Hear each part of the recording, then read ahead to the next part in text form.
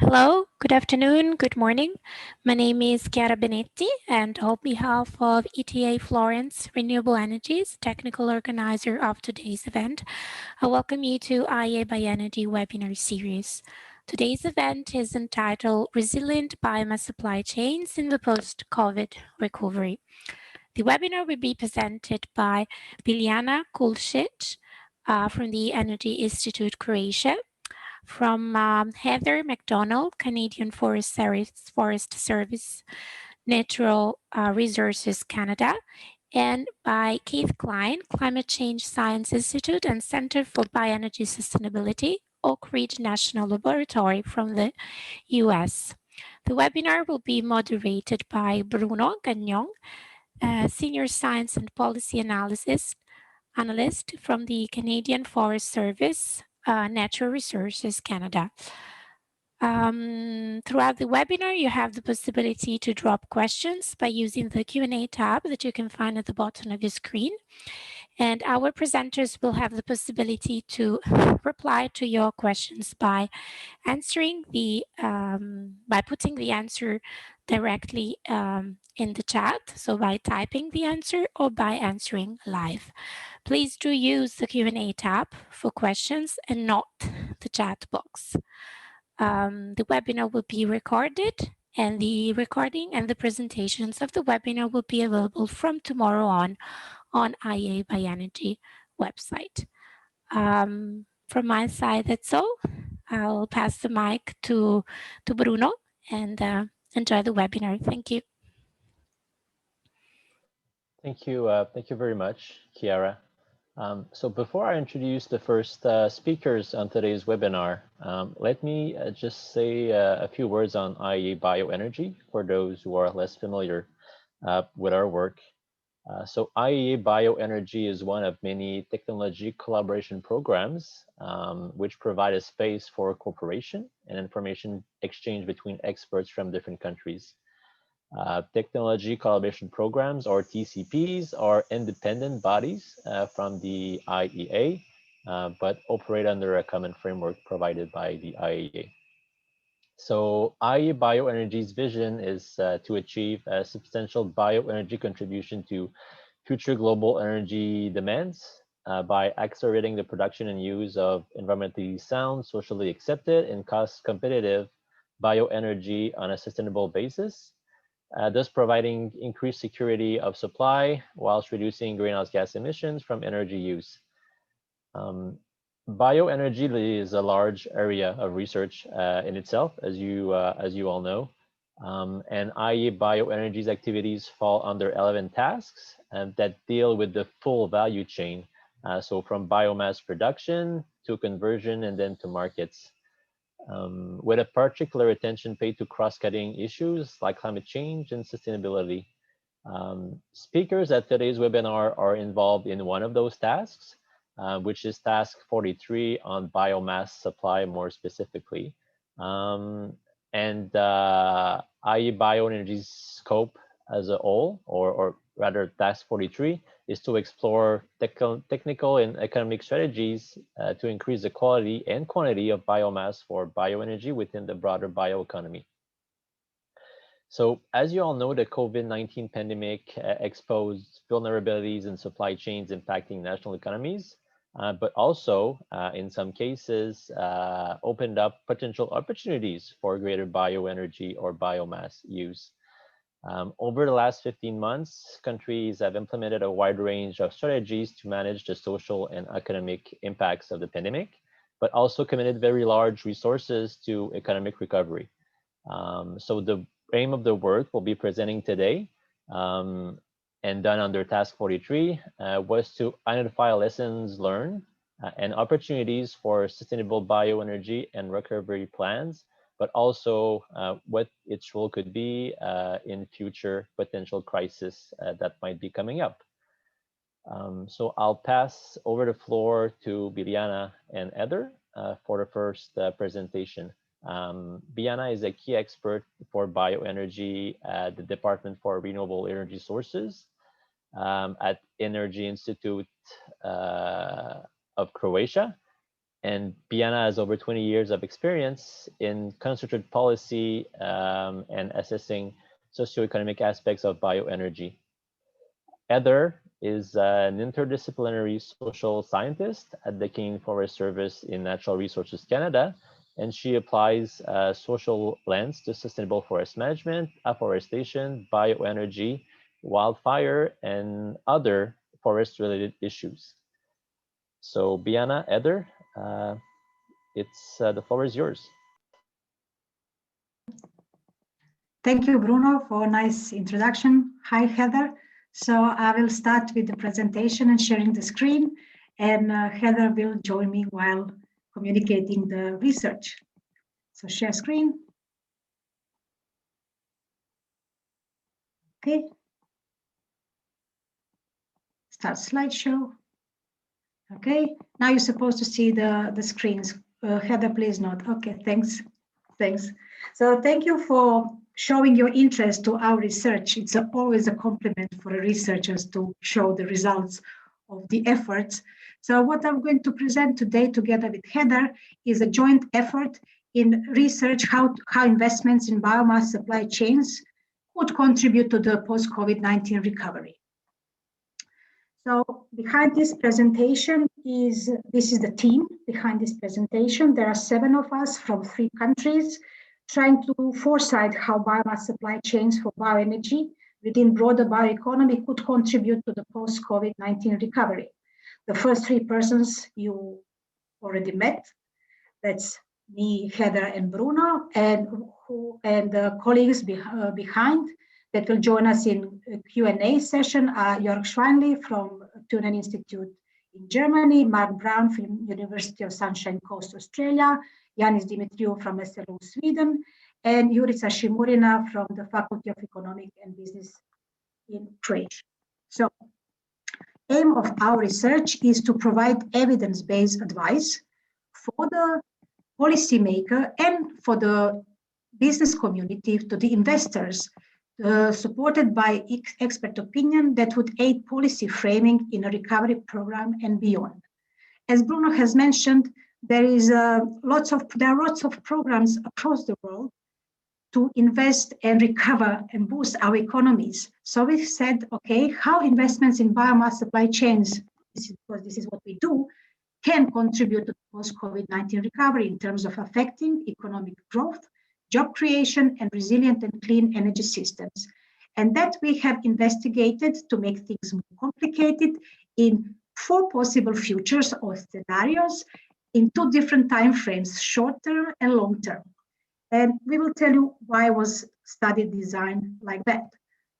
So when we have made our this study design, IEA, so the global IEA, has published a good read report, strongly recommended, about sustainable recovery, looking as a response to call from governments around the world to streamline how to invest in cleaner and more efficient energy systems, because they have highlighted that governments now have a once-in-a-lifetime opportunity to shape a better energy future, and they have looked at overall energy sector.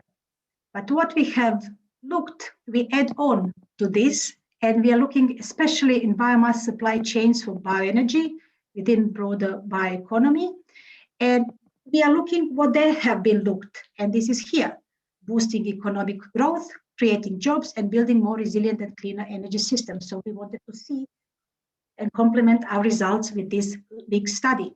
So then we have the time frame. They have looked at the time frame very short term because they wanted to react very fast. So that to remind, that was June 2020. Nobody knew at that time how long this is going to last, as we don't know today. So we were looking for the 21 very short-term investment span. And so we took this year as a short-term, 21-23, and 2030 as long-term investment because of Agenda 2030, Renewable Energy Directive 2, so-called in Europe, and other documents across the world that are actually covering this policy framing period. So this is as our study, this study also is not intended to tell governments what they must do. It is to show what they can do in the future options. So this is one part of our study, and the second part of our study are possible futures. These possible futures are determined by combination of three factors: virus longevity, global mindset, and digital adaptation. We have used these scenarios because at the time when we managed the study design, that was the only available scenario made and published on the OECD website that was assessing the possible future. After that, there were many, but we have chosen that one. And this is published by International Institute for Management and Development. So scenarios, these four scenarios are actually made according to, by combination of three factors. So factor one, short-term or long-term, about how long this virus is going to stick around with us. And global marketplace and walled gardens say it's going to disappear very shortly. So by now, it should have been gone. And digital reset and back to basics, they say, no, it's going to stick around for some time. Then we have factor two, how will people's views on social, economic, and political boundaries be impacted by virus? I'm sticking a little bit longer on this slide because it's very important to understand these scenarios, because we're going to talk about them in the future slides. So the factor two global mindset is whether we are going to take the comfort and risk from participation in global value chains and global exchange and being a part of the big village. So this is the factor two, and then it is factor three is digital acceleration. It is the virus has, and we have witnessing every day, has started a wave of innovation and adoption of new technology, among which is this seminar, for instance. But with acceptance of new digital technologies, there is digital skepticism, and some people tend to reject this innovation and high-speed lifestyle. So especially with fake news and distrust what has given or provided by this digitalization. So people are developing digital skepticism. And this occurs in back to basic and digital reset. So in short, please remember, global marketplace is the scenario as similar as the way we used to live before pandemic, if anyone can remember. Then there is digital reset, where we say it's going to stick around for a long time, the virus with us, and we will accept the globality and global opportunities, but we are going to be very skeptical with digital technologies. Back to basic is actually regressing our economies to what we have locally available and rejecting digital skepticism, and walled gardens are actually rejecting, like making islands of states with everything perfect within, but not letting anyone outside or inside. So that would be walled gardens. So let's see how we designed the study. The study was designed by SWOT analysis, where the experts from IEA Bioenergy Task 43 have made, and associates, have made in-depth SWOT analysis on contribution of biomass supply chains to the economy, jobs and resilience without pandemic. So similar to global market scenario from supply and demand side. And we decided to have foresight method of 2-round Delphi to decide on possible investment effects. But when you do Delphi study, then usually you start from a known start to go to unknown future, and then you investigate. And what we have realized that we have unknown present as a start and unknown future. So we had to make redesign of our study, and we have made, we wanted to detect the behavior of biomass supply chains in pandemic. And then we have delivered results on different research streams. So we have past, present, and future behavior of biomass supply chains to develop discussion and policy recommendation. So this is our story in one slide, the last year. So what you see here on this slide is WHO, World Health Organization, COVID Intel database, and this is the picture of new cases by month during the period of occurrence of pandemic, so January 2020 till the end of research, which is in end of April. And what you can see from here is that it has behaved, the pandemic has behaved differently in different parts of the world. So for instance, you can see the green part, which is Southeast Asia region here, that has peaked in times when, for instance, Europe was quite okay, but then peaked after. And the same different pattern was also observed in regions of Americas, which is in orange. So what you see here is the way how pandemic has been behaving in the past year. And what you have seen here, what you are seeing here is India at the end. So this is how pandemic has been developing in the last 1.5 years. And I'm going to tell you how our study has evolved together with the pandemic. So we started our study design in March, just after the last flights and the first lockdowns. So we started our study design. And then we had SWOT analysis in March, April. In May, the study with 4 future scenarios has emerged, and the IEA has published recovery plan. And then in July, we realized that we don't know what is going on, and this is not going to stop anytime soon. And we decided to have updated study design and redefine start endpoints of our research, develop questionnaires. So during our summer in lockdown, we have formed these questionnaires and launched the first survey. So we have developed 2 surveys. One survey was to detect the behavior of biomass supply chains in pandemic. So we have, because there are no published data, there are no statistics, there were no news specific that we wanted to have.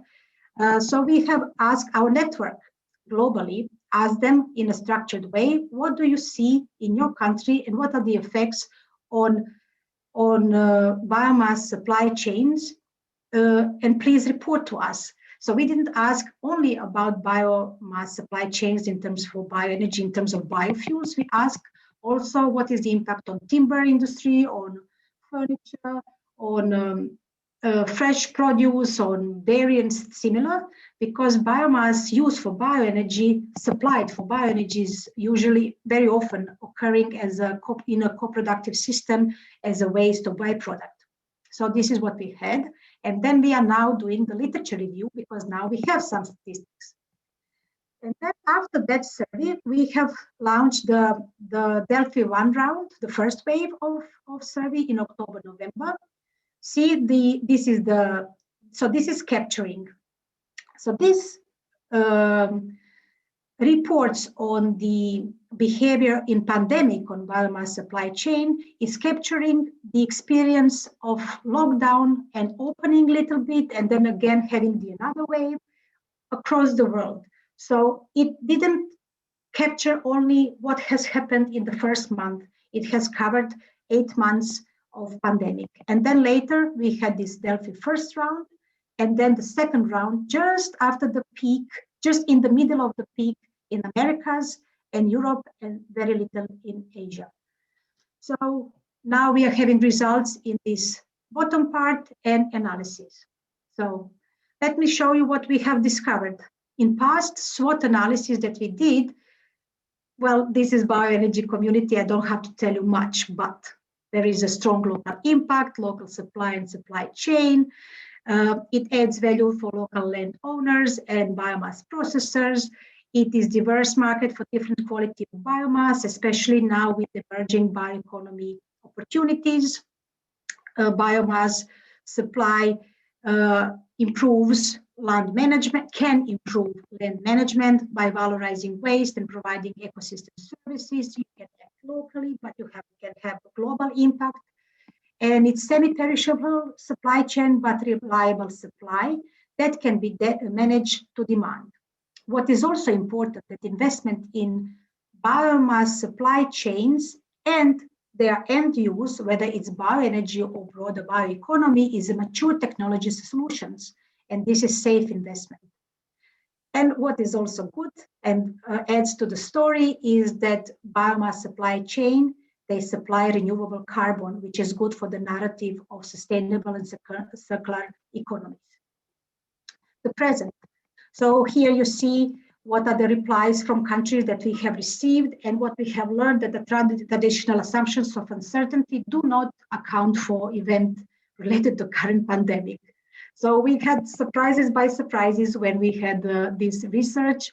And what we can say now with the literature review and a little bit of insight of the statistics is that the bio-based, bio-related sectors, at least in Europe, has been proven being more resilient than the other sectors and not so harshly hit by pandemics.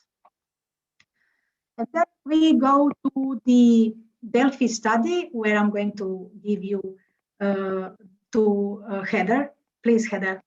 I'm going to flip the slides for you and mute myself just a second. Thank you. Can you hear me? Good.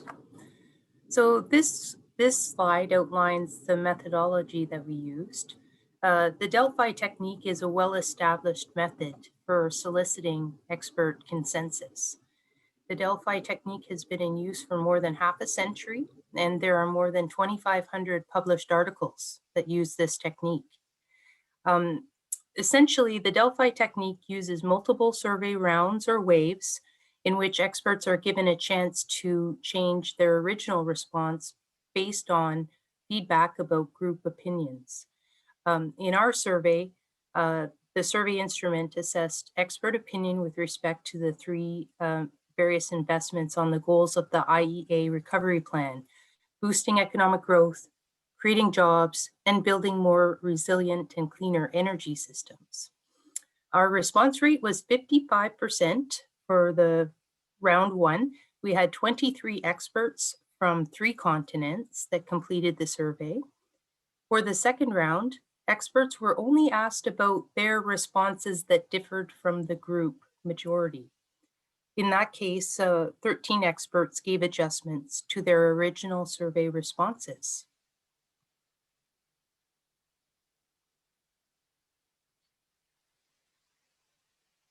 Now, this slide talks a little bit about the definition of consensus.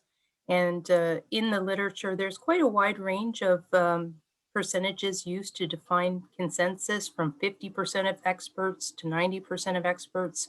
We used 60% of experts.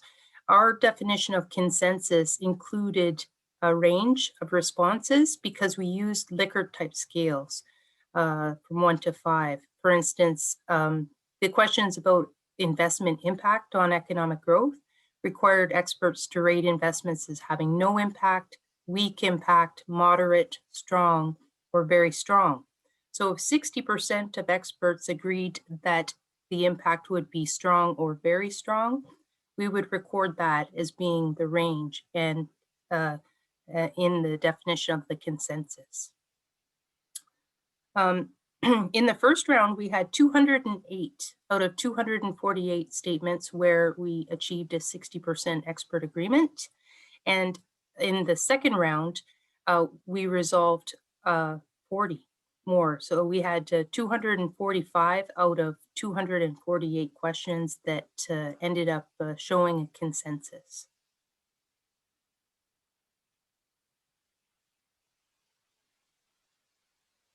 So that's my slide. First, before interpreting this slide, you have seen that there are 248 questions. And here I would like to thank all the experts around the world that have provided proved stamina and dedication to biomass supply chains by filling out this survey. So thank you from our hearts. So what the first question was, just a second. So the possible futures. to remind, because later Heather is going to guide you through the results and investments given the different futures. So this is a reminder of the future. And here we want to show you that investment in this exercise covers a wide range of investments. So whatever needs money. So whether that money is placed on the market in the shape of subsidies, soft loans, expert know-how, or investment in infrastructure. So any way of money placed in the market. So that would be investment in our way. So now I'm going to leave you to Heather. Biljana. The first survey question asked experts about whether they thought existing bioenergy policies were sufficient in their home country. Under the most optimistic OECD scenario, as Biljana mentioned, the global marketplace, which is most similar to what we had before the pandemic, a consensus of experts agreed that the existing bioenergy policies were sufficient to very sufficient.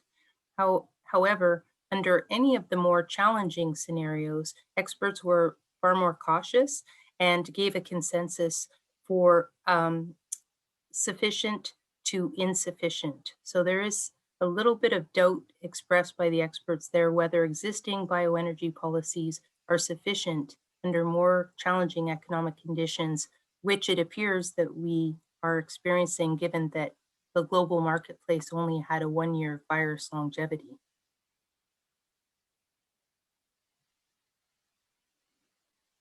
The second block of questions asked experts to consider what impact investments in biomass supply chains would have on economic growth.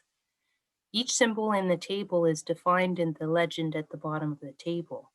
For instance, a consensus of experts identified forest and agricultural biomass supply chains as having strongest positive impact on economic growth. This was true in the short and long term. Consensus was not achieved for agricultural supply chains under a global marketplace in the long term, even though the two most popular responses were both positive. So just a note there. As well, terrestrial biomass and biomass from waste and by streams was viewed as a consensus by generating economic growth by 2030, which perhaps is related to the length of time required to develop these supply chains. On the other hand, aquatic biomass supply chain investments were viewed by a majority of experts as not strongly impacting economic growth.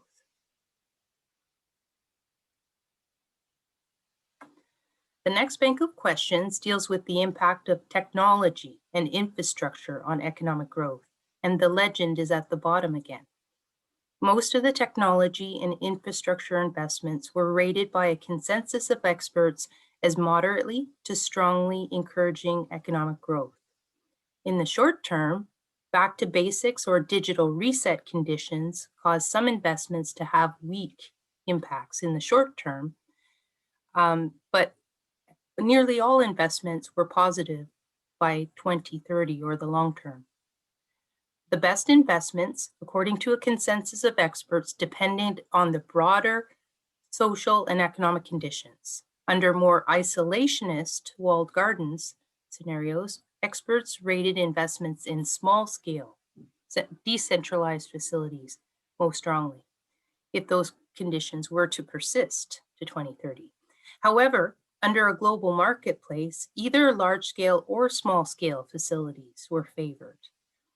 Overall, investments in specific biomass supply chains under investment 1 was seen as better than broader investments under investment 2.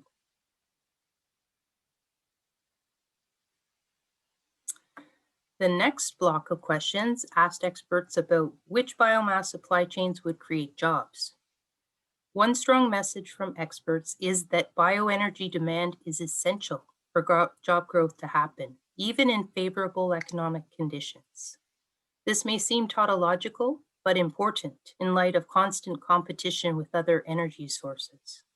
Without strong economic conditions, such as the global marketplace, job growth was viewed by a consensus as possible, but not probable.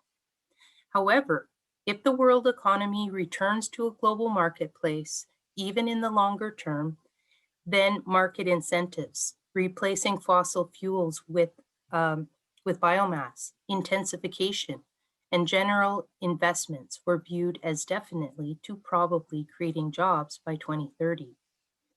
The results may reflect a decoupling of economic growth from job growth, possibly due to digitalization, mechanization, and robotics, in which economic growth is viewed as occurring even in scenarios where job growth is delayed, for instance, to get projects up and going.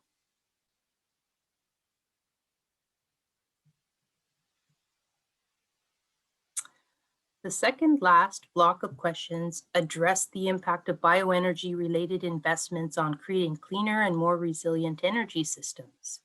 The rating was from strongly agree to strongly disagree, and 5 types of consensus are outlined in the legend.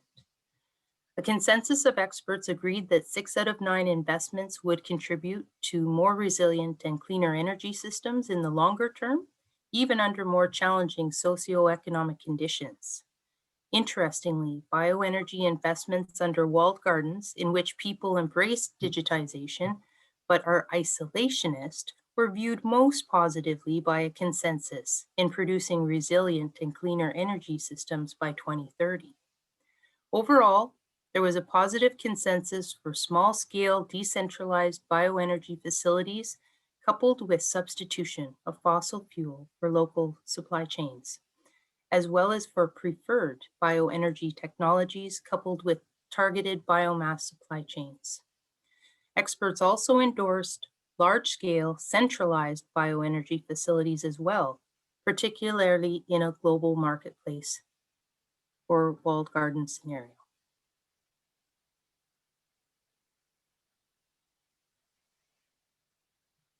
So I'm going to interpret these slides. So we asked the same question, whether increasing specific bioenergy demand. So we were now looking at the supply chains, but what if we just increase specific bioenergy demand, not in general, but bioheat, we say only we finance bioheat, or we increase bioelectricity, specific, what we need for the national energy system, whether that would generate sufficient job growth or more resilient and cleaner energy system for investments. So it's the other way around. So what we have seen that very little effects are expected by consensus of expert opinion by 2023. Here is lack of consensus, for instance. But what we can see that by 2030, we expect answers that the experts agree that they are between undecided and strongly agree. So they're in the positive range that they will generate sufficient job growth, such investments, or more resilient and cleaner energy here. So there are more towards job creation than into more resilient and cleaner energy system. However, you can see here, for instance, that in walled gardens that are having more resilient, this is actually reflecting what Heather has pointed out in the previous slide, in this limited or isolated economies that try to behave as before. We see that the investments in biomass supply chain or investment in specific bioenergy demand would provide more resilient and cleaner energy systems. And then we have preliminary conclusions. Heather, would you take over with this? Sure thing, Biljana. So based on our research, what would constitute an ideal short-term portfolio of investments in biomass supply chains? Experts reached a consensus that forest and agricultural biomass supply chains will increase economic growth in the short term. Wide-ranging investments in technology and infrastructure were endorsed as having positive impacts on short-term economic growth as well. In terms of jobs, Particularly under isolationist walled gardens, market incentive programs were viewed by experts as creating jobs. While it has been over a year since the onset of the pandemic, if and once global marketplace conditions are restored, then multiple paths exist to create cleaner, more resilient energy systems, even in the short term, according to the experts, such as biohubs and both large-scale and small-scale bioenergy facilities. One finding that emerged in a more recent OECD study is that the course of the pandemic has not been even across countries, as Biljana said as well. Therefore, having multiple strategies that reflect varying social and economic conditions is a useful toolkit to possess. Thank you, Heather. So what we have from this expert opinion is that actually what goes along with improving the material efficiency, stabilizing or securing the secure supply, so buffering between instability or seasonality of biomass supply for the markets and the stability of biomass demand by the energy or any other bioeconomy market. So these are the good directions to invest in future biomass supply chains. But what is important to highlight, it is important to react now to have these effects as soon as possible, because even if we start deciding on the investment today, it will take 2 or 3 years until this investment is actually realized and become operational. So that's why is importance of reacting sooner than later.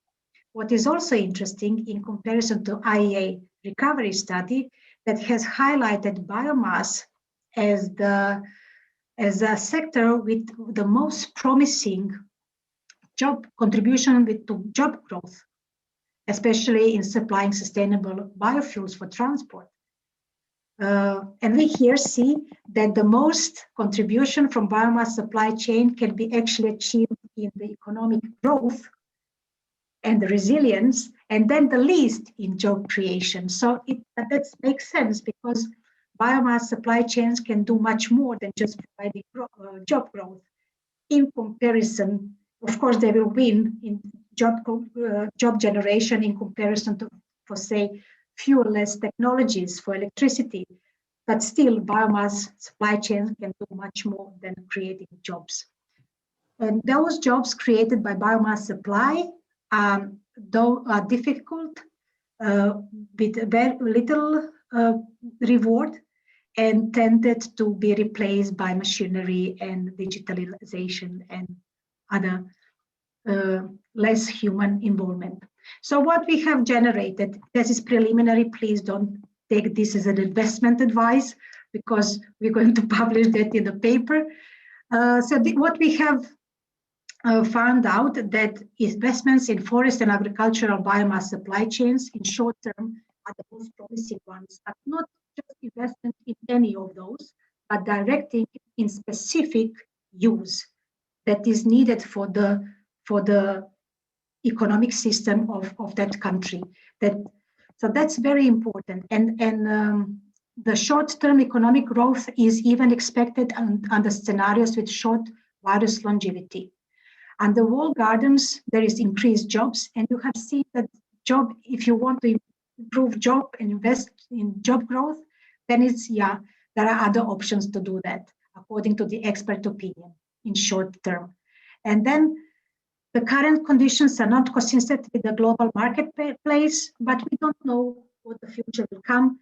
And there are multiple paths to exist to create cleaner, more resilient energy systems that are, as Heather has highlighted, directed towards improving material efficiency and circularity of biomass supply chains. And what is very important, that is, so it's more into small scale, locally delivered, and biohubs like centers for supplying biomass globally locally. But what is important is that in long term, there are much more options and much more to expect from contribution of biomass supplies to the post-COVID-19 recovery. So the study has shown that we are widening these supply chains, not only from forestry and agriculture, but we include terrestrial biomass. We are a little bit suspicious. We're a little bit suspicious about waste and buy streams in unfamiliar scenarios, but impacts of bioenergy on job growth was strongly dependent on the world returning to the global marketplace. So that's very important. Most of the jobs made in bioenergy supply chains, biomass supply chains, are made by migrant workers and seasonal workers. So this is maybe if you have limited workforce, you will seek for other solutions. What is also very important to the investment highlighted into investments in biohubs, whether to support already existing collecting systems in forestry or upgrading the post-harvest facilities in agriculture, changing them from seasonal work to the annual work. So that would definitely, according to the, not definitely, but strongly supported as a good idea for investment if we want to clean, resilient energy systems. And that would be all for now from us. We open for Q&A after this presentation, or how do we handle it?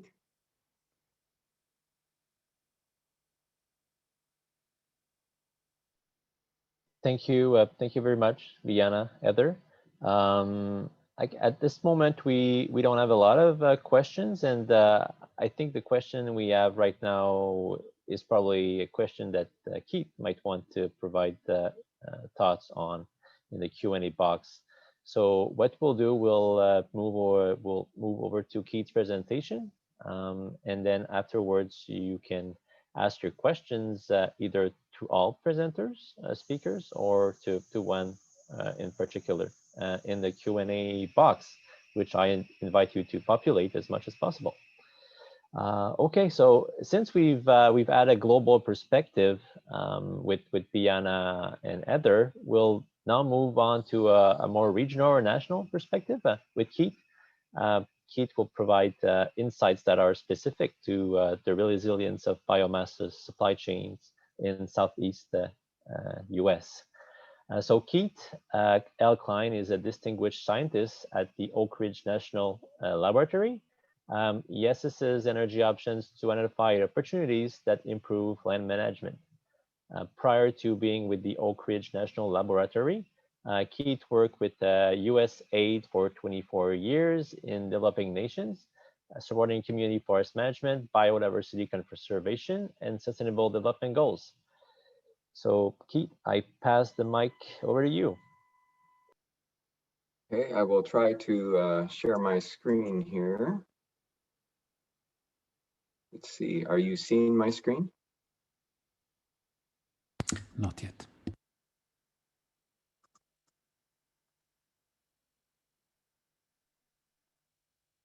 No. Okay. Great. Thank you. Thanks, Bruno. It's really an honor to participate with you today. And I think this is important work that both the International Energy Agency in general is doing in looking at pathways to reach a carbon neutral and climate secure future, as well as the collaborations that IEA Bioenergy has been leading. I need to acknowledge that, yes, I am employed at Oak Ridge National Laboratory, and in this research, this case study, I had several co-authors and contributors to the presentation. I want to mention especially Virginia Dale, Aaron Rose of 3 Cubed Research here in Knoxville, Tennessee, and Esther Parrish, a colleague at Oak Ridge National Lab. And of course, the US Department of Energy has supported my research financially over the years. So to think about resilience and the bioenergy supply chain in the Southeast US, I think we first need to think about the context that we're working in here. And one of the unique things about the Southeast US is that the forests are private. Virtually 100% of all timber produced in the Southeast, and by the way, several researchers consider the Southeast US the timber basket for the world. And this timber basket is privately owned and privately managed land. This is distinct from the crown forests in Canada or even the forests in the Western United States, as shown in this figure, this map of all the forests in the US and different ownership status. The private ownership in the Southeast means that these landowners really have a choice of keeping their land in forest or not. And indeed, most productive forests in the Southeast were previously plantation fields, not plantation forests. And the big move to reforest this land was supported by the US government. And that's one of the reasons we have this amazing timber basket. However, this also means that one of the problems in the Southeast is that being private land, land gets sold to higher value uses. And the largest threat and very active today threat to forests in the Southeast is clearing the forest for development and other uses. This photo was taken just a few days ago, not far from where I live. And I've been watching it happen for years, not just here, but throughout the Southeast. Hills such as that in the background in this photo that are natural, actually secondary regrowth forests, are being cleared for urban expansion and development. Everything from airports and shopping malls to especially housing complexes, such as this one, which I took out of the window approaching Atlanta. It's all former forest going to development. Now, there are other threats to the forest in the Southeast, and many of them are climate related, which is why we want to look at how biomass can help us achieve climate goals. When I say they're climate related, I mean we have threats to the forest related to extreme weather events that are increasing in intensity and frequency in some cases, in terms of droughts leading to wildfires and disease, invasive species and pests, saltwater intrusion along the coastlines, and other extreme events that it's not just droughts, but also floods and windstorms, tornadoes, et cetera, that are damaging forests and result in a lot of biomass that ends up being piled up and often burned or just left to rot. A week ago, I made the drive between Tennessee and Washington, D.C., and saw many piles of wood that were bigger than the one in this image, far bigger, piled up by bulldozers to be burned along the highway. And this is a lot of biomass that could be put to better uses in most cases. And that's one of the things we're trying to do. Actually, my goals have always been to improve management of forests and try to make sure that biomass is put to the best possible use.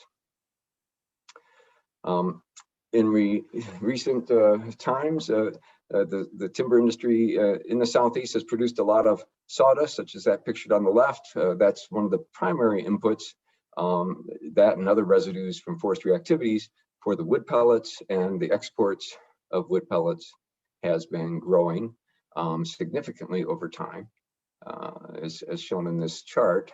I don't know if you can see my cursor, but that growth has raised a lot of concern, and so there's been a lot of research and study of the supply chain and the different stakeholders and the different effects of wood pellet production in the Southeast US. This slide summarizes some of the steps in that supply chain and focuses especially on different stakeholders that are involved in the supply chain. And of course, these are stakeholders that might be impacted by both the supply chain, but also were affected during a pandemic. As I said, there's been a lot of studies of the wood pellet industry and its impacts, and I am providing a list of references at the end of this presentation for anyone interested in learning more about several of these. But there hasn't been much research that we were able to find about the supply chain resilience to unexpected disturbances. Short-term disturbances such as extreme weather events have been looked at. The bark beetle infestation phenomena has been researched, but there hasn't been as much research on something like a pandemic and a major economic disruption. We did have the recession in 2008, 2009, and that has been researched and actually had a big impact on the Southeast. But that was more in the timber and lumber supply chain. Here is our basic supply chain as we summarized it recently for an IEA Bioenergy task project that looked at supply chains all around the world. And the current supply chain from the Southeast is primarily to supply Europe and Asia with wood pellets to be used instead of coal in co-firing or in combined heat and power or direct power generation power plants. The way we went about this little case study is we looked at the economic and employment data that were available to try to see if there were effects from the pandemic and understand how the supply chain performed relative to the broader economy.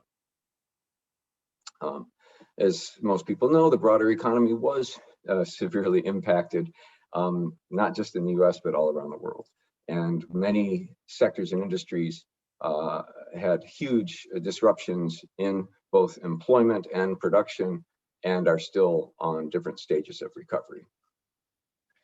The US, for example, had its unemployment rate jump from 3.5% to 15% in just about 1 month. And of course, these impacts were felt to varying degrees along the pellet supply chain.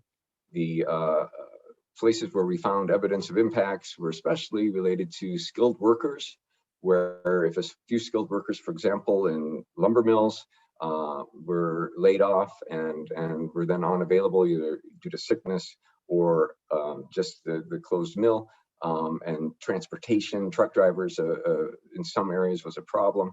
And the logistics of handling, the specialized handling equipment, people in forestry skilled areas are limited in number, and when a few were taken out of the workforce, that had some effects on the supply chain. However, we were surprised to see that while these effects were apparent in the overall forestry and timber industry for lumber, the pellet supply chain showed minimal effects. And here are some of the data that we were able to pull up on the top left. In each chart, actually, first I'll explain the part on the left is the trends in the data prior to the pandemic. The red line is March 13th, 2020, when the pandemic was officially declared an emergency in the United States. And the trends following that are also shown up through November of 2020. And the top left is the total quantity of pellets of densified biomass that was exported from the US. The amount that was actually produced in the Southeast US is the next top right figure. The bottom left is the average price of the biomass, and perhaps most important to many people, the bottom left is the price, the bottom right is the number of full-time equivalent employees in the densified biomass industry in the Southeast US. And these are all publicly available data from the US Energy Information Administration. Taking that data and then summarizing or averaging the data from January 2018 to 2020 and comparing that trend to the post-COVID trend from March to November, we see that the pellet industry employees actually increased by 4%. Production increased by 6%. The average price fell by 1%, and the average export volume increased by 8%. And this is really pretty astounding. We were surprised to see these kind of, in a way, positive apparent effects. I should mention that the industry had hoped to have even higher numbers in terms of growth. This is a little bit below targets. So I think there was some impact, but it's still not nearly the sort of impact we've seen in other sectors. Some of the factors that helped increase the resilience of the supply chain during the pandemic included fairly rapid and large federal and state interventions that facilitated the provision of personal protective equipment and something we here in the US call the Paycheck protection program. Many industries were required to close temporarily in April of 2020, and the Paycheck protection program helped assure that people could stay on the payroll and not have to go elsewhere, look for other work. And that made a difference, as well as perhaps the most important was in the United States, most productive industries, including the pellet industry, was classified as an essential industry. And that meant that they were exempt from many of the restrictions that would otherwise be in place in terms of curtailing activity. Additionally, the pellet industry was benefited, and I think the jobs and exports impact were limited by the fact that this industry has become very efficient through automation and mechanization, both for field operations and the logistics. There's really not that many people required working together in close environments. And it's almost all open air work. And as we have learned, that meant that there was less likelihood of any transmission. Even the pellet mills are basically open air environments where they have as much ventilation as possible, roofs, but very few walls. Also, this is an industry that over decades has, by necessity, established a culture of safety and of safety communications to try to keep injuries low. Forest work, especially the field work, is inherently dangerous, and this established culture of safety was easily adapted to communicate best practices and behaviors under the pandemic that helped many of the industries have minimal or actually zero cases of COVID in their workforce. Another thing that really helped this industry was the fact that they have long-term contracts to supply the pellets to the power plants, the purchasers, and these contracts are fixed, and many of them are take or pay terms, which means that they either take the pellets or they're gonna have to pay something anyway. So that I think contributed, as well as the fact that there's a lot of vertical integration going on and formal partnerships all along the supply chain in this sector. These are all things that we found increased resilience, and some of those things might be useful to think about if we want to increase resilience in the future. Now, IEA Bioenergy has been doing a lot of case study research at how different supply chains interact with the Sustainable Development Goals. They found a lot of support, but we also know there's a lot of risks with bioenergy if it's not done properly. And precautions have been identified as well to mitigate these potential negative effects. Still, distrust persists regarding biomass, despite, I think, the evidence of many of these case studies. And perhaps the most important thing we learned is that bioenergy supply chains around the globe had remarkable variability in terms of resilience to the pandemic. While some, like the one we saw in the Southeast, showed little impact, others were severely impacted and basically shut down, and others did well the first wave of the pandemic, but then seemed to suffer more during the second or third wave of the pandemic, depending on local conditions. So we hope to be able to compare results and compare notes across the different supply chains. And this is where IEA Bioenergy is really important and useful, is the collaboration among countries that helps us all learn together from each other's experiences. In this case, for the Southeast, our findings are basically that we could increase resilience to future disturbances by perhaps establishing some trade schools for specialized labor. This is one of the things the industry has been asking for, and they feel that the experience in the pandemic underscored the importance of having skilled forestry sector specialized labor that is not readily available. It's basically been all on-the-job training, and that's hard to do during a pandemic. Increase local capacities for services in logistics and transportation. This is another one where that's one area where companies sometimes relied on one large external contractor provider for logistics and transportation, and if they suffered a problem and limitations due to the pandemic, then the whole supply chain could suffer. Additionally, we find over and over that this supply chain needs to work more to engage with and build trust with stakeholders. Transparent and timely communication of the plans, the activities, how they are dealing with the pandemic is one example, but also the effects in the communities of this industry is important, because we don't know what the next disruption or disturbance will be.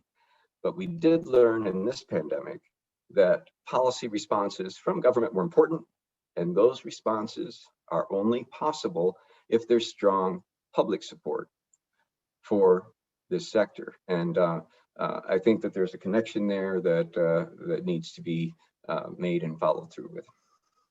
So with that, I would like to thank you for your time. I welcome your questions, and I want to thank all my colleagues and sponsors and supporters, and thank IEA Bioenergy. Let's see. Oh, I do have these references available. This will be shared after the webinar. Thank you.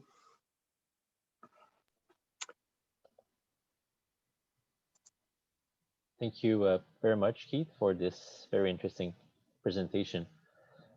So I see there are a few questions in the Q&A chat box, so we'll try to get through as much as possible.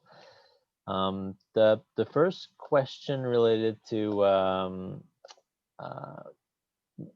Biljana's and others' work, and we're asking about any conclusion, and this is my interpretation of yes, the importance of providing like subsidies in the recovery plans, or what role could bioenergy or biomass supply for bioenergy play in a situation where there are no subsidies provided? Because I asked the colleague to elaborate a little bit more, because I didn't know where this question was headed. So investments in biomass supply chains, especially in biohubs, would improve material efficiency. So they will collect and build the economy on something that is already there, and improving the competitiveness of the primary producer, whether it's a fruit producer, dairy, or furniture. So I think that would be a good way to start. So I don't know if I guess the right direction of the answer.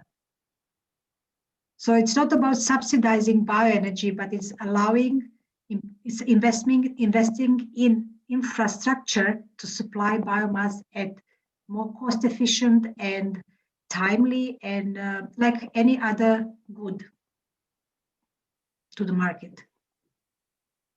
Thank you, Biljana. So if the person that asked the question wants to propose a follow-up question in the Q&A box, we can always come back to it. I'll turn to a question that was addressed to Keith. So Federico was looking for comments or insights about pellet production using what I understand to be agricultural waste biomass like straw. Keith, do you have a few words to say on that topic? A few. Our study focused on the industry in the Southeast US, which is closely linked to the forestry sector because of the need to be very efficient and cost competitive. That industry in the Southeast is strategically located near rail lines and ports that are linked to historical forest sector industries such as pulp and paper mills that have closed. And so taking advantage of that infrastructure and of some of that stranded resource and the waste and residues from the forestry activities in this region, is the way that this industry has evolved, and straw is not currently one of the ingredients, at least not a significant ingredient, in any of the Southeast U.S. pellet industries that I'm aware of. Although they do use any woody waste that they can get their hands on that meets their criteria in terms of quality and lack of organic materials and things. But there are other projects that are smaller that are using straw for smaller scale biomass pellet projects, and we could discuss that, but that's not in the Southeast US. Thank you. Good question. Good question indeed. Let's turn over to Biljana and Heather with a question from Emily that is specific to the experts that were consulted during the study. So how were they identified? Who were they, and was there any regional difference in the responses provided? Oh, I can answer that. In which way we have identified the experts? So what we wanted is to have a global overview, generic, not country specific, but what would be a general good idea in a contribution of biomass supply chains to the economic recovery. So what we have done is that we are a group of 8 countries in Task 43, and in the 3 different continents, and we have designated each national task leader to identify whether academia or industry, or so there are quotas per each continent to get even distribution. And that's why we got to 56 experts globally on bioeconomy, bioenergy, and industry that is participating in biomass supply chains. So this is the way how we selected. So for instance, me that has led this research was not aware there were anonymous answers. So I didn't know who the experts are. I was just knowing from where they occur, so geographically. So that's how we have selected the experts. And what was the other one? Whether we have looked at the expertise by region, the differences of the answers according to the, yeah. So that was the answer, the question. So unfortunately, we got only 55% response rate. So from 56 to 23 experts worldwide. So I don't think that would be, yeah, if we make it regional, I don't think that would be relevant for that specific region, for especially for Europe, that in very small territory have different states, member states that, yeah, they have different policies. So yeah, don't think that would, but that could be the future research, let's say. Thanks. Thank you, Biljana. Moving to a question that is of interest to all speakers, I believe, from William. He highlights that bioenergy may have positive effects on incomes and employment, but it also competes like for capital, I assume, or for investments with other sectors. So in terms of competing or attracting investments that governments and private firms would make in the recovery after COVID-19, do you see the bioenergy or biomass supply sectors being able to attract those investments and being able to compete with other sectors? So I will answer as a true economist with an answer, it depends. So if your country is rich with natural resources and have already established industries such timber or furniture or agri-food industry, then it's good to build your economy around those sectors, especially tapping on those byproducts and waste streams that don't have value in the market, but they are already there, and maybe they will even present the cost for this primary production. Maybe you need to manage your land for game, for forest fires. So it really depends. what is the multiplier effect in your country? I assume that the investments will not be made only on this research, but someone will take serious look on the multiplier effect in input-output tables. What this investment means, a unit of money invested in one supply chain and the effect of the industry for the specific country. But we are pointing so in the darkness, we are pointing few milestones in directions in which way to go and investigate further. So, but excellent question. Thanks. Yeah, I would just add that I think I agree with Biljana, first of all, and I want to thank Biljana and Heather for their great presentation. They mentioned in the survey that there are some transitional technologies that if they're efficient enough can be competitive, that were identified for the recovery. And I think that the Southeast supply chain might be an example of one of those as a transitional technology. But getting back to the question in terms of the Southeast and Appalachia, this is a region that has traditionally suffered from what many see as environmental injustice. And there are many marginalized communities that have been even more marginalized by the energy sector, whether it be from coal mining and the waste associated with that, or the petroleum industry chemical plants, or just the location of the pipelines and the waste dumps. So the current administration in the United States has prioritized not just environmental justice, but energy justice and climate justice. And here at Oak Ridge, we are working on several projects right now to help figure out how do we define those terms and quantify progress in communities that are considered impacted.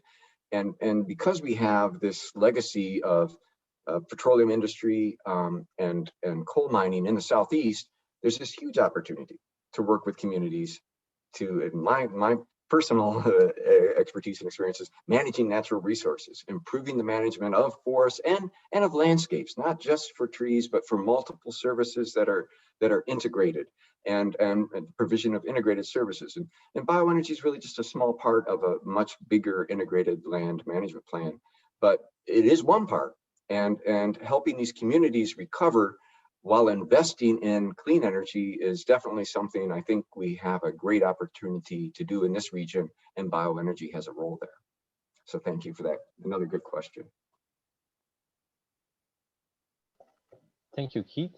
And I think we'll move to another question for Keith, more specifically, Biljana, Heather, you can chime in.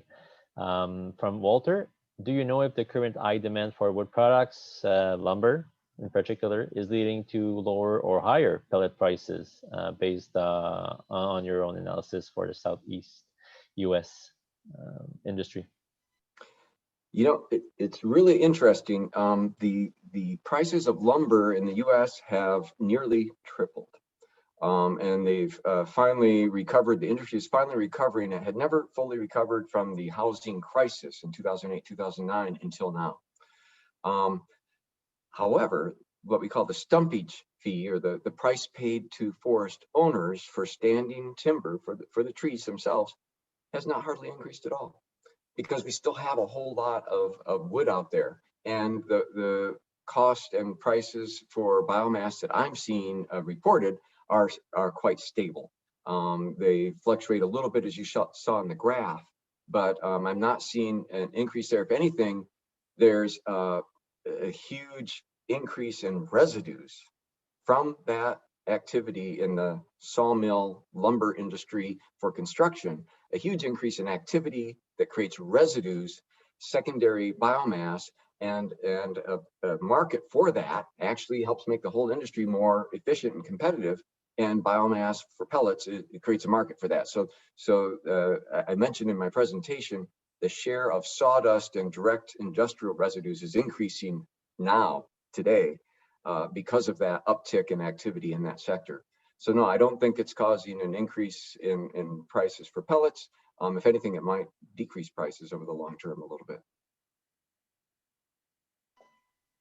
Thank you, Keith. I can add to that with our SWOT analysis and the current the behavior of biomass supply chains. So there is much of a spread that the energy market can have for price increase of any fuel. So so that's it. Even if you have a high demand, people will switch for something else.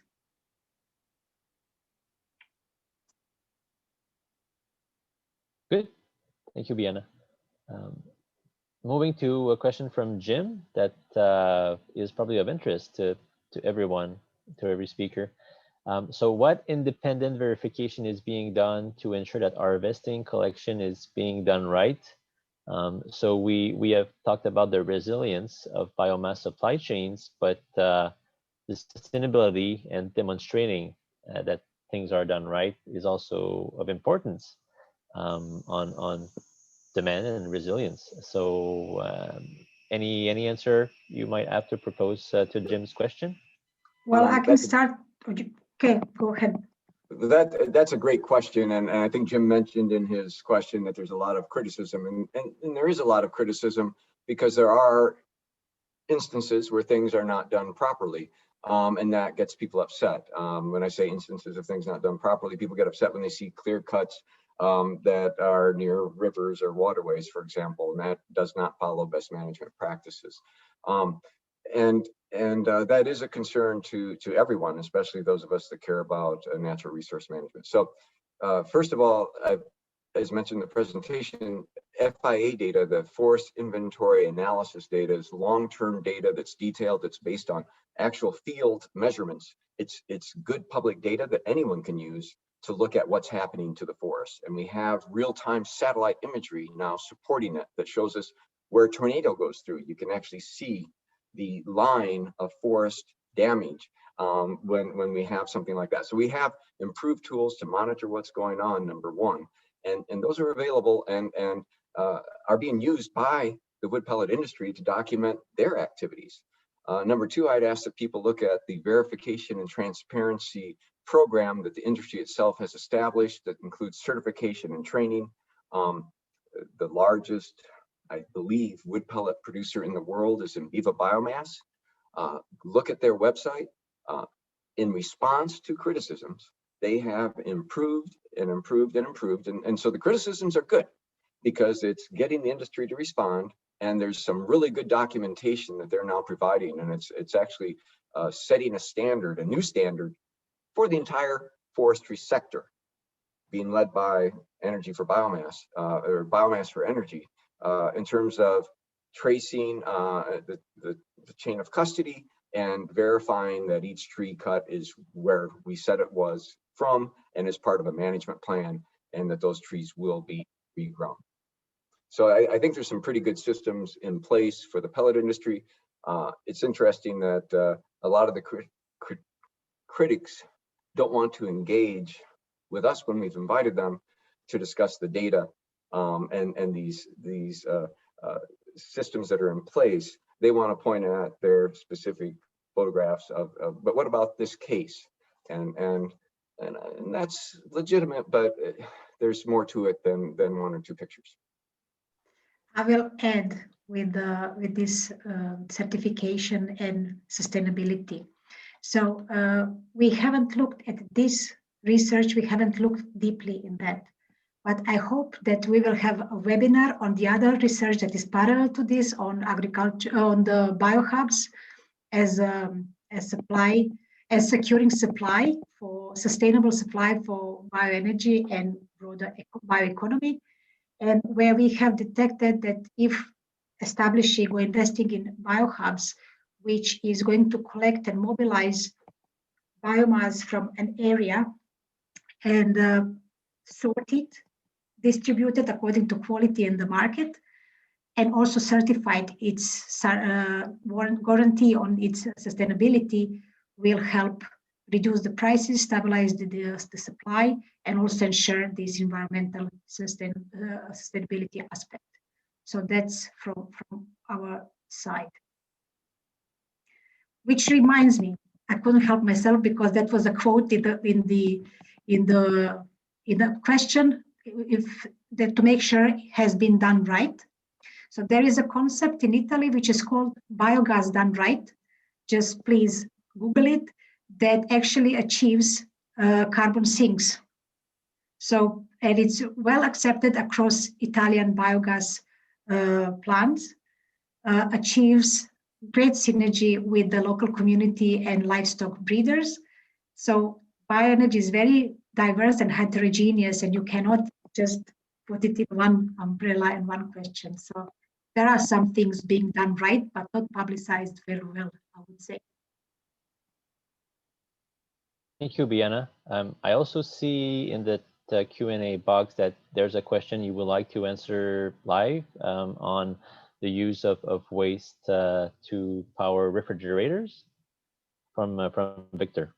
That was one of the few questions that I was saying, because I was not expecting so many questions. Of course, you can do that, but again, depends how much waste do you have. But any food waste, not any, but biodegradable food waste in short term can be used for anaerobic digestion, from where you can get biogas and then CHP, and you can produce electricity to power the refrigerators. Thank you, Biljana. There's an interesting question from Walter that is specific to circularity or a circular economy and the circular use of biomass, which is now a priority in Europe. So any comments on what you think this might have on biomass supply and bioenergy as a new potential feedstock, I assume? Well, I'm familiar with that and appreciate that excellent question. I think the role of biomass in a circular economy is being recognized more and more today as being foundational, really, for a circular economy, because it's not just for energy, it's for chemicals and materials, and it's really to help. It's for food. I mean, biomass is basically our way of providing and provisioning the services humanity needs in one way or another if we want to be sustainable. So in a circular economy, biomass is critical, and if we get the economic signals right, the markets should help figure out how to best use that biomass. And there are terms like cascading from a higher value use to lower value uses. An obvious example is all this construction and timber industry biomass going into solid wood products that could stand for 100 or 150 years, but eventually they'll come down. When they come down, then they're used for chemicals or materials or bioenergy, if nothing else.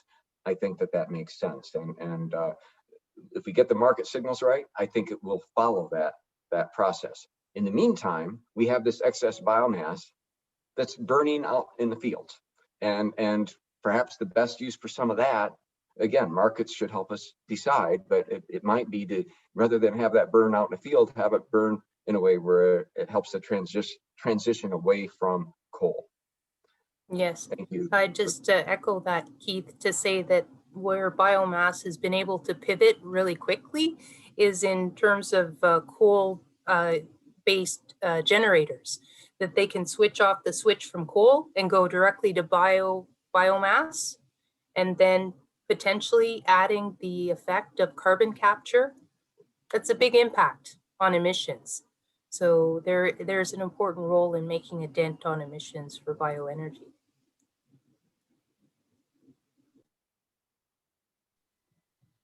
Excellent.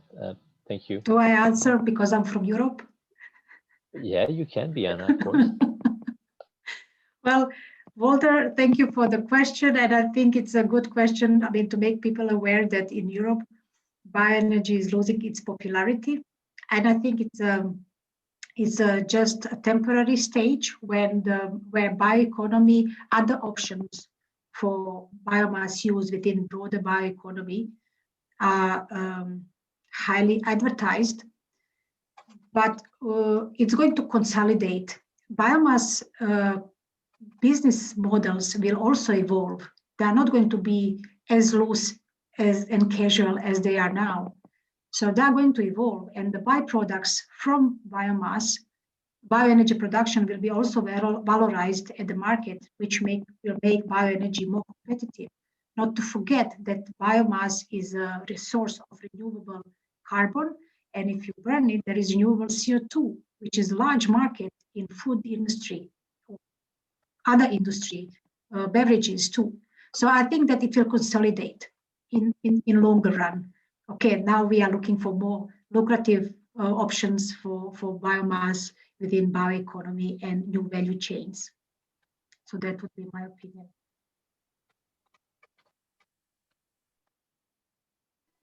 Thank you, Biljana. So we have a few more technical questions that would be more specific to pellets. I don't know if any of you can answer those, but like we have one on the pellets made from mustard and soya. I can take those from our research. So we haven't looked at the end use of, so we were looking at biomass supply chains for bioenergy, but not assuming a certain type. We had only one question in terms of demand when we asked if we invest in specific biomass use, bioenergy use, like heat, bioelectricity, biofuels, whether you think that will add to job growth or resilience of energy systems, and you can find your answer there in all these questions related to pellets. Thank you, Bruno, Biljana. I wanted to quickly, thanks, Biljana, for covering that. I just saw a question from U.S. Forest Service, Thomas Schuler, and I can very quickly answer that. His question asks about the pellet production related to the status of timberlands in the Southeast in terms of the standing volume and the area of forests. And I want to say that the data from the forestry inventory analysis and from the industry actually shows that while production from our forests has continued to increase and pellets has gone up like this, pellets is still a very tiny share of the total, only about 3%. And the broader sector, the production's increasing, but at the same time, the standing volume has been increasing at basically the same rate. And we have something like a 25-year more supply today standing than what we're using. And that's why those stumpage prices that I mentioned are low. Thank you, Thomas, for that question. Thanks, Keith, for the answer. We only have a few minutes left, but let's try to cover as many questions as we can before we leave the webinar. Another question for Keith from Etienne. Can you comment on North America pellet for domestic heating or commercial CHP? Probably in relation to how maybe more domestic North American demand could improve the resilience of supply chains.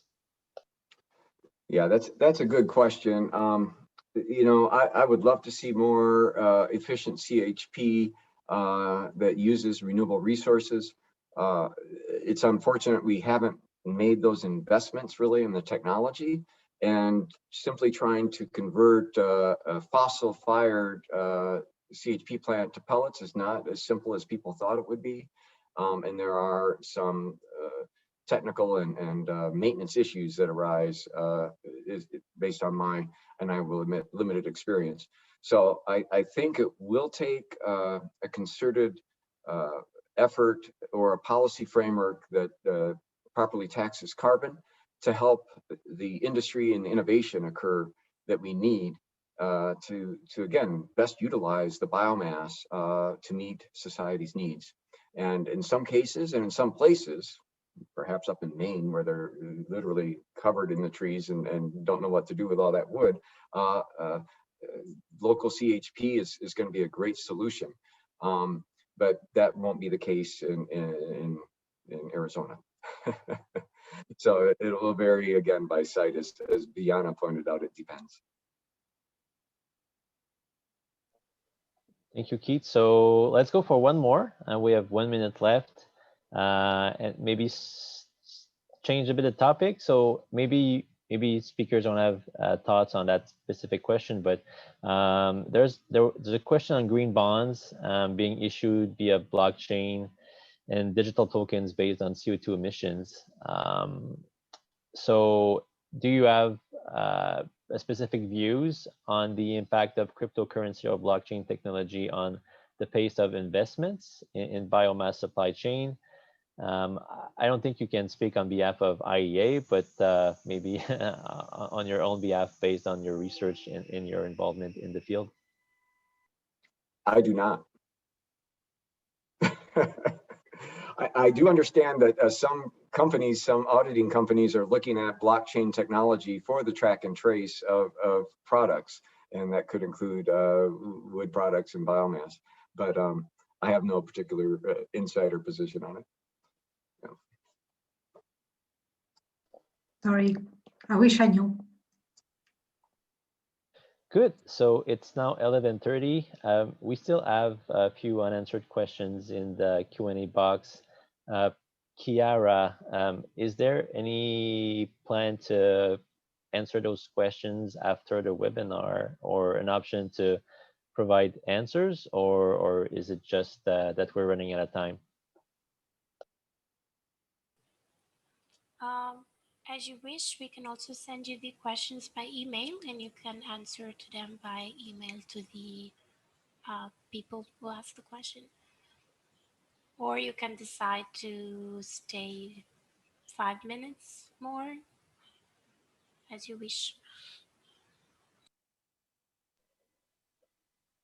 Okay, Keith, Biljana, Heather, are you up for a few more minutes? I can do 5 minutes, yes. Yes, of course. Okay, good. So another question that's on top of the list is about biocharcoal, which has a higher IE heating value, and like the impact on like supply chains after production, I assume, of using such fuel instead of regular pellets, if I understand the question correctly. So in the research that we have was looking for the investments, we have looking for biomass supply chains, meaning that if the attributes are applicable to the supply chain, from whether it's from forestry or agriculture, this charcoal has been made. So if it's from whether forestry or agriculture, then it's a good idea. And whether this is in preferred technology, that would be also a good idea. That was also assessed as a positive example, positive direction of having a good effect on economic growth, not so much in jobs and resilience in some cases. So if you look, this is the way how the results should be interpreted. So it is not about biodiesel first generation, about biochar, or so it's more generic. So you have to find details. You have to find your supply chain within, because otherwise it will not be a survey with 248 questions. It's going to be much more and with less response rate. So sorry, but it has to, I think that answer is there. Just one has to look. Thank you, Biljana. A question on the role Southeast Asian countries like India can play in global, I assume, biomass supply chains.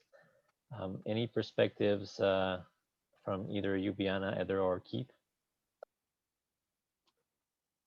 I think Biljana actually covered that when she said it depends on the location.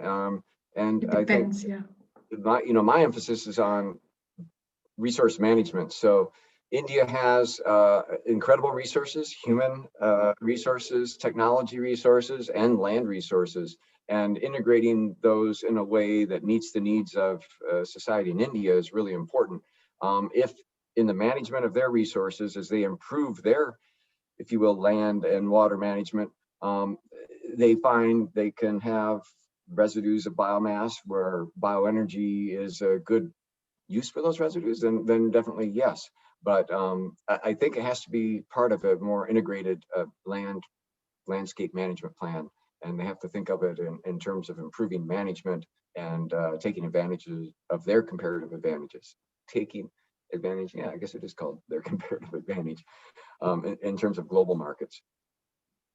Thanks, Keith. I can only add that the expert opinion collected relates to general directions, whether it's a good or bad idea to invest in certain part of biomass supply chain to boost jobs or resilience or economic growth. So I think that the results should be interpreted by country. So when we say forestry biomass supply chain, what that means, whether it's coppice forest, whether it's native forest, it depends also on the national laws in which way you manage your forests. So it's all related to the context, and that's the magic of bioenergy and biomass in general, that is very much context related. And if the context is set right with the bioenergy or biomass supply chain, then things are getting much better with the community and social aspects and sustainability in general. Thank you, Biljana. So we're 5 past the end of the webinar. As Chiara mentioned, the few other questions that were unanswered in the Q&A box will be sent to speakers, and answers should follow directly to the people who ask them. So I just want to thank Keith, Heather, and Biljana for presenting today and engaging in those very interesting discussions. Also to anyone who attended and are still attending, even though we're a bit past the time, for their participation and their great questions. And stay tuned, of course. There will be other IEA Bioenergy webinars coming up and announced on the IEA Bioenergy website that should be interesting to at least some of you. Okay, and Bruno, I'm trying to respond to a couple of specific questions in the Q&A where they asked for names of, for example, that report and the link to the forest inventory analysis data. So is that going to stay up after we end the webinar for me to finish answering some of these, or because I have to kind of go copy links and things? Do you know? No, Keith, we're going to close the room. We're going to close the webinar. Okay, then that's fine. Did you say we would have a mechanism to be able to answer these separately then afterwards? We can send you the questions by email and you can reply to directly. Okay, so we'll need the emails of the people asking the questions then. Yes, of course. You will have it.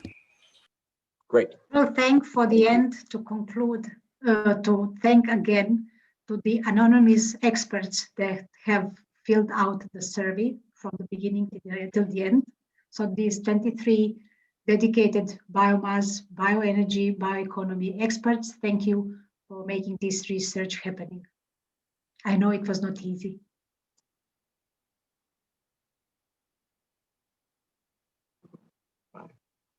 Bye, everyone.